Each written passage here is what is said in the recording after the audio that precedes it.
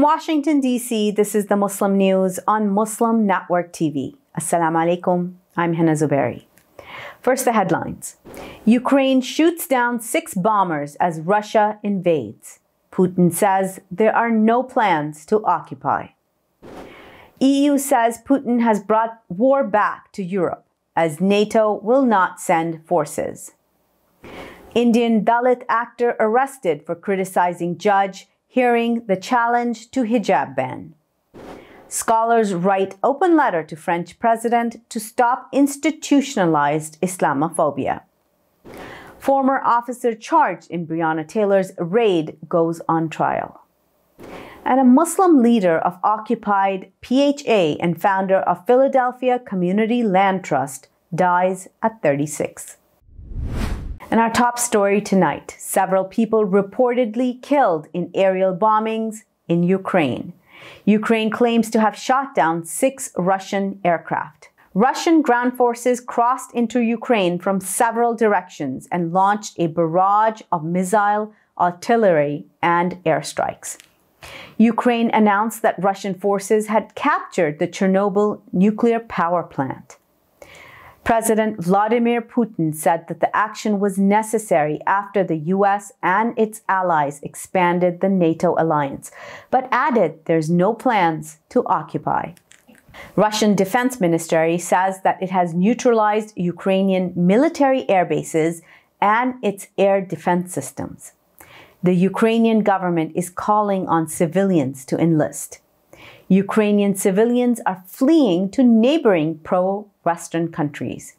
As a result, oil prices have soared past $100 for the first time in more than 7 years. European wheat prices have also hit a record high, as Ukraine is one of the world's largest grain producers. The European Union says Russian President Vladimir Putin has brought war back to Europe. President Joe Biden accuses Putin of choosing a war that will bring catastrophic loss of life. Putin is the aggressor. Putin chose this war, and now he and his country will bear the consequences. Today, I'm authorizing additional strong sanctions and new limitations on what can be exported to Russia. This is going to impose severe cost on the Russian economy, both immediately and over time. We have purposely designed these sanctions to maximize the long-term impact on Russia and to minimize the impact on the United States and our allies. Ukrainian ambassador to U.S. details Russian attack, calls for allies to act. NATO, however, has no plans to send forces to defend Ukraine. China urged restraint amongst all parties and said trade with Russia will continue as normal. Turkish President Recep Tayyip Erdogan denounced Russia's invasion of Ukraine and called for diplomacy to resolve the conflict. Pakistan's Prime Minister Imran Khan, on a pre-scheduled tour, met with Russian President Vladimir Putin in Moscow. Pro-Ukraine demonstrators chanted and waved flags outside the Russian offices in Beirut and Istanbul during rallies against Russia's invasion of Ukraine. Muslim communities of Crimean Tatars in Kiev and other Ukrainian cities who felt liberated in Ukraine told Al Jazeera they face a renewed threat of occupation.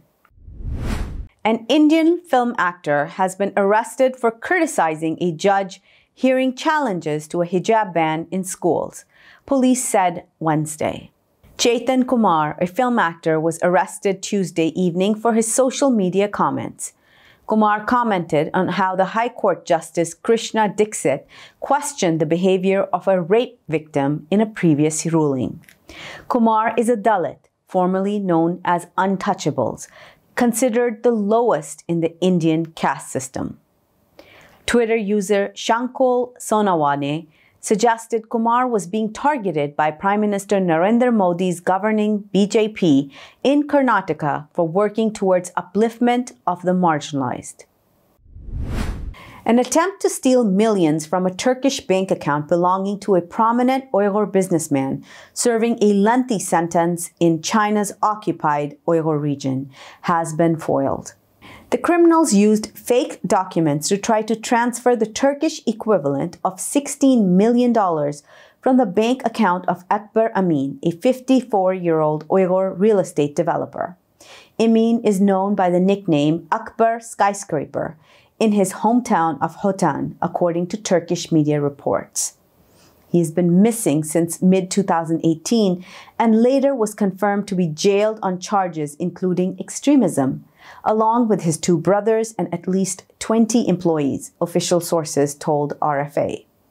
In 2018, China sentenced Amin to 25 years in prison for having foreign contacts and spreading extremism because the buildings he developed incorporated ethnic and religious elements.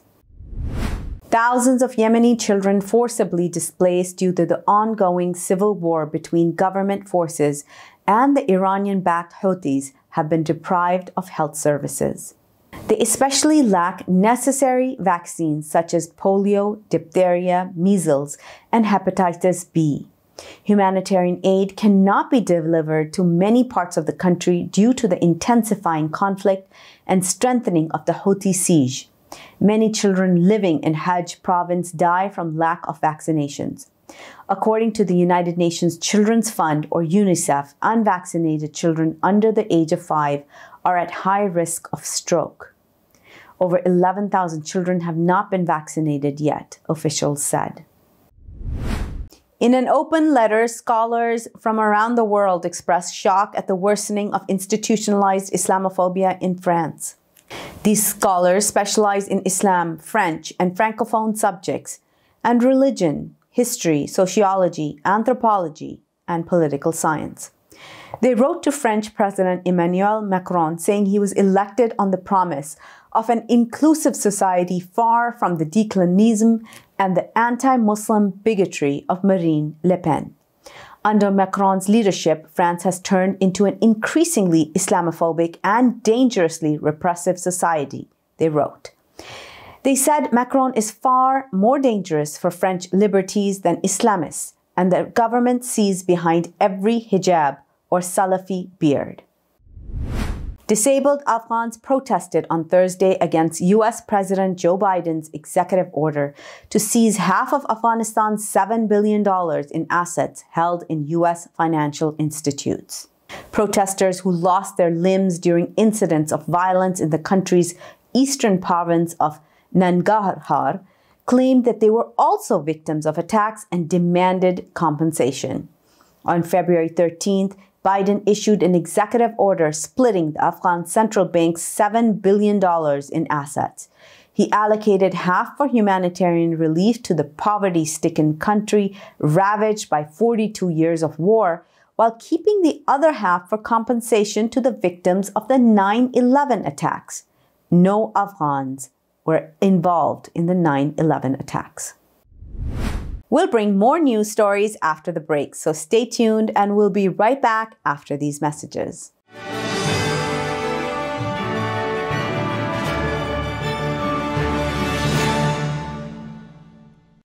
There are 16 million children struggling with hunger in America. That's 1 in 5 daughters, sons, neighbors, and classmates who don't know where their next meal is coming from. Yet billions of pounds of good food go to waste every year. It's time we do something about it.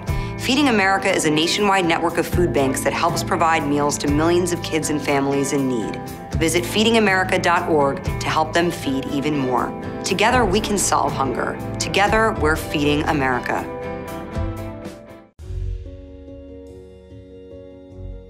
Friends, our world is pulling together like never before.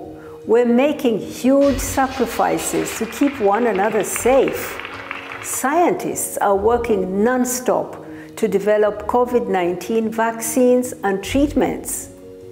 A vaccine will get our economies moving. It will tell our loved ones we're safe again. But we have challenges we must address. Right now, huge pharmaceutical companies are keeping the vaccine research a secret. They're deciding how many vaccines get made, how much to charge for them, and who gets vaccinated. This will no doubt leave billions of people behind. Pharma companies are putting profit, not people, first. Yet, billions of dollars of taxpayers' money is funding their work. We cannot let the CEOs of a handful of pharmaceutical companies decide our future. We need a vaccine that everyone can have free of charge, no matter where you live or whether you're rich or you're poor.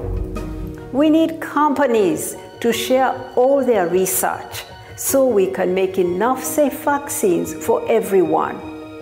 We need a vaccine owned by all of us. To end this COVID-19 pandemic, we need to pull together once more.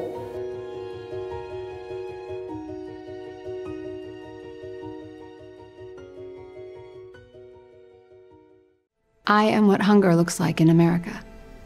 I am an 8-year-old girl who's not excited for the last day of school. Because this may be the last time I'll have lunch. Till September. I am a single father of 2 who works 3 part-time jobs, and that's still not enough to put food on the table.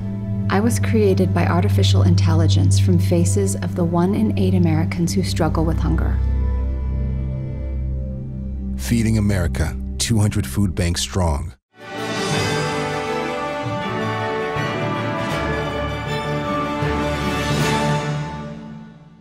Inspired by the truckers' siege that crippled Canadian cities for weeks, a convoy of trucks is heading towards Washington, D.C. Hundreds of truckers and their supporters set off from Southern California Wednesday towards the U.S. Capitol to protest against pandemic restrictions. Organizers of the People's Convoy want to end mask mandates, vaccination requirements, and business shutdowns intended to slow the spread of COVID-19. Other convoys from across the country will arrive in the capital on March 1st. The New York Times reports many backers of the caravan have connections to the violent attack on the Capitol on January 6, 2021. The Pentagon has committed 700 National Guard troops to law enforcement and for keeping traffic flowing in D.C. Prosecutors told a federal judge Tuesday that an 18-year-old Waterville, Maine man charged with possession of unregistered destructive devices planned to commit mass murder in Chicago mosques. Xavier Pelkey was caught February 11th by FBI agents and charged with 1 count of possession of unregistered destructive devices. In affidavits filed in U.S. District Court in Bangor, Maine, FBI agents showed photos they said they took in Pelkey's home of 3 homemade explosive devices. Some of the devices had rows of staples wrapped around fireworks, which prosecutors said were designed for maximum injury. During a detention hearing Tuesday, Assistant U.S. Attorney Craig Wolf said that 2 juveniles told FBI agents in a now sealed statement that Pelkey had spoken with them about the plan. Democratic U.S. Representative Rashida Tlaib of Michigan will give the progressive response to President Joe Biden's State of the Union address on March 1st. Tlaib's plans, reported by Politico, are somewhat unusual given that she and Biden belong to the same party. Typically, the party that doesn't currently hold the White House gives a televised response to the president's address. This year, the Republican Party chose Iowa Governor Kim Reynolds to deliver the GOP's message. Tlaib aims to call out moderate and conservative Democrats who progressives believe have stymied Biden's agenda. Tlaib is delivering the response on behalf of the Working Families Party, a minor political party that helps boost progressive candidates and elected officials within the Democratic Party. The trial of the sole police officer charged in connection with the raid that killed Breonna Taylor in Kentucky began Wednesday. Brett Hankinson is charged with 3 counts of first-degree wanton endangerment of Taylor's neighbors. He allegedly fired shots endangering 3 people who were inside an apartment directly behind Taylor's apartment. Hankinson was fired from the Louisville Police Department after the March 13, 2020 shooting. No officers have been charged for killing Taylor. Taylor, a 26-year-old Black medical worker, was asleep at home with her boyfriend, Kenneth Walker. Officers executed a no-knock search warrant as part of an alleged drug investigation into Taylor's former boyfriend. Walker, her current boyfriend, claims he thought the officers were intruders and fired one shot from his handgun, striking an officer in the leg. Police opened fire in response, shooting Taylor multiple times. No drugs were found in Taylor's apartment. Jennifer Banach, whose months-long protest secured a landmark land trust deal with the Philadelphia Housing Authority, died Thursday of complications from COVID-19. She was 36 years old. Housing activist Ruth Pritchard, who mentored Banach, said she created a movement. In 2016, police approached Banach's North Philadelphia home about a dispute with neighbors who lived on PHA property. After the experience, Banach began learning more about PHA's operations and talking with its tenants. She was a regular presence at PHA board commissioners' meetings and got involved in affordable housing issues, which fueled a passion for law and assisting the unhoused. She took classes at the Community College of Philadelphia to become a paralegal. Banach is survived by 3 children. Coming up next after the break is our in-depth analysis segment, so stay tuned and we'll be right back after these messages.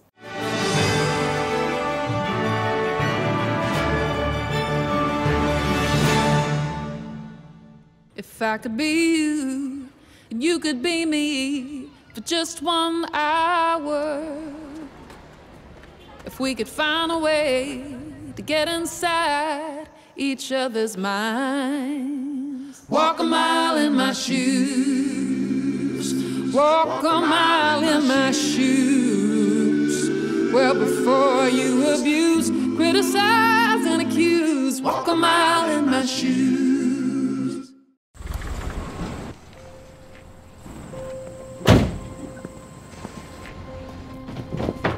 Dad, they took over my bedroom. Come on, come on. Okay, Dad. 1, 2, 3. Dad!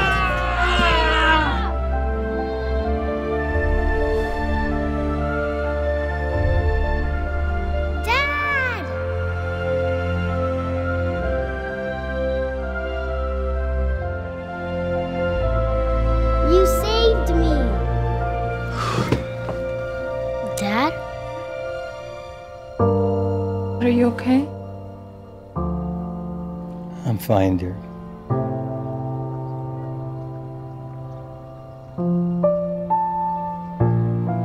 Your hero needs you now, and AARP is here to help. Find the care guides you need at aarp.org/caregiving.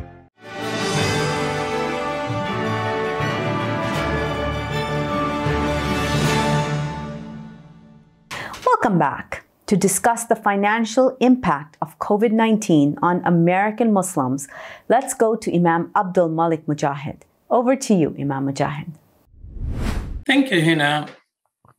You know, we hear from UK that 50% of all physicians who died saving lives in UK were Muslims. And in the early news was there were 24% of everybody dying were Muslims.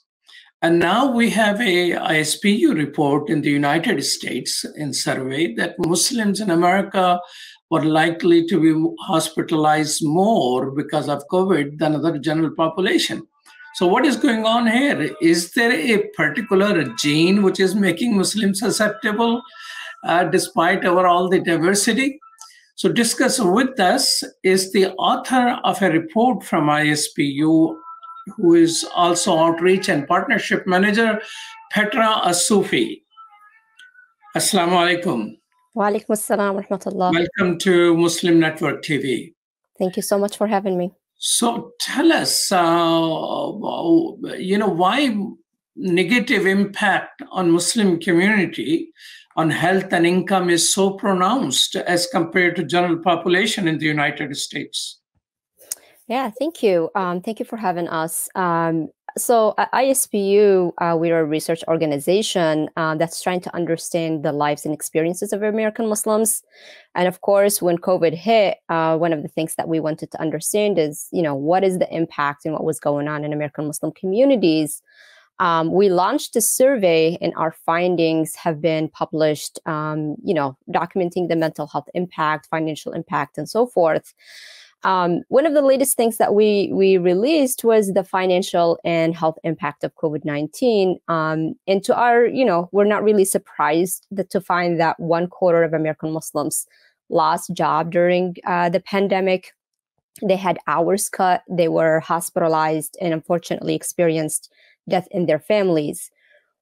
Why that happened, there are a lot of reasons. We're still trying to figure that out. But some of our guesses, the American Muslim community is a very diverse community racially and ethnically.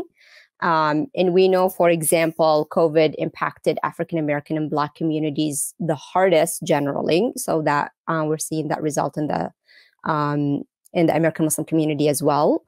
We also know a lot of American Muslims work at the front line, whether they're medical professionals or they have low jobs because of the poverty rate in the community. So these might be some guesses, but we don't know the real answers yet.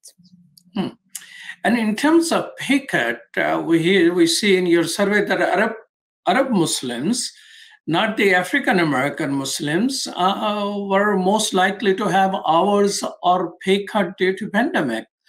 Normally it is assumed, and your surveys say that Black Muslims are most, more poor than other Muslims.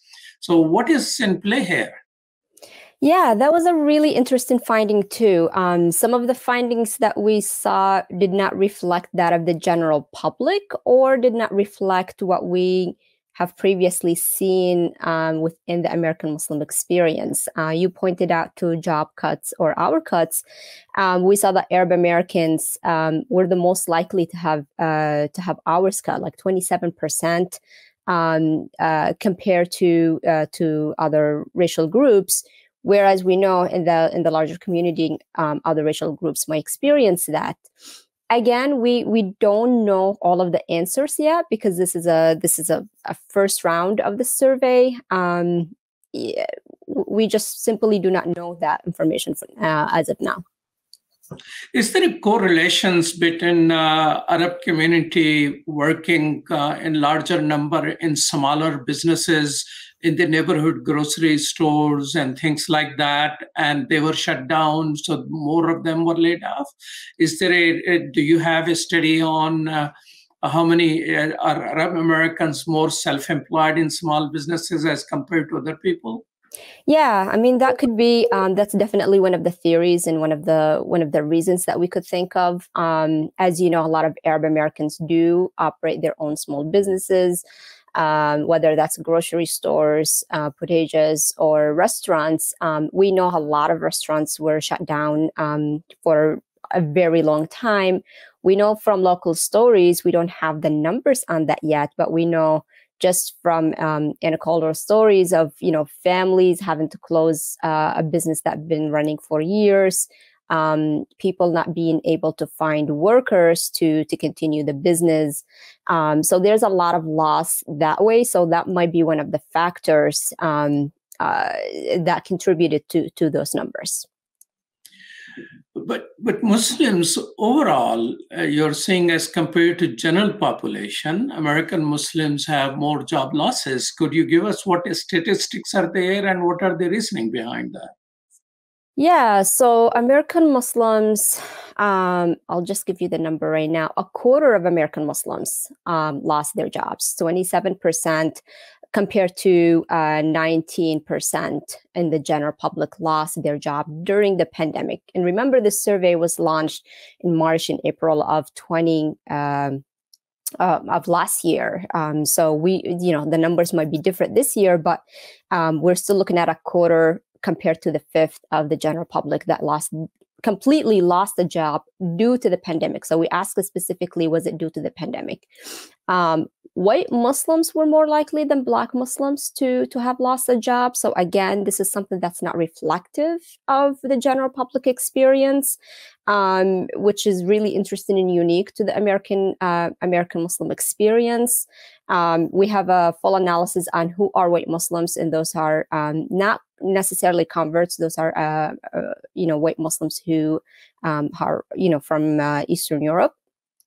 And then there are hour cuts. So there's the job loss on one hand, and then there is the hours being cut due to the pandemic as well. So another 27% of American Muslims had their hours cut compared to that in the general public. You mentioned uniquely about white Muslims. They had more problems than general white population. And that's very significant. Our white Muslims tend to be poorer and less educated, or working more on the front lines of services.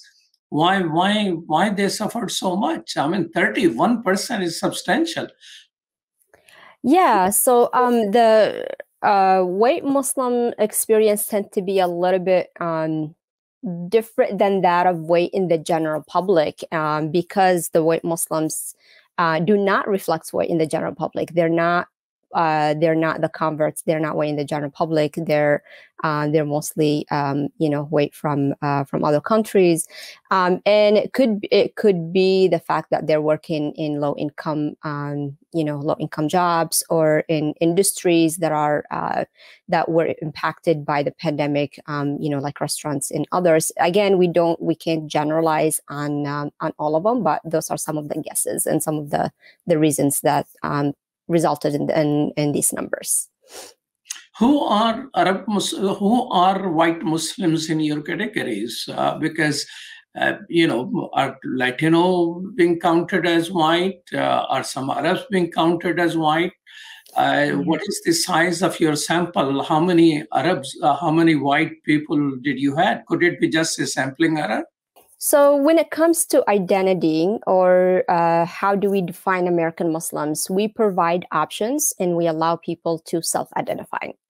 So we have Arab as one of the categories. We have white, we have Hispanic, Black and African American, and so forth. So obviously we know in this nation that Arabs are classified as white, but that's not how we're using it in our survey. We're letting people self-select.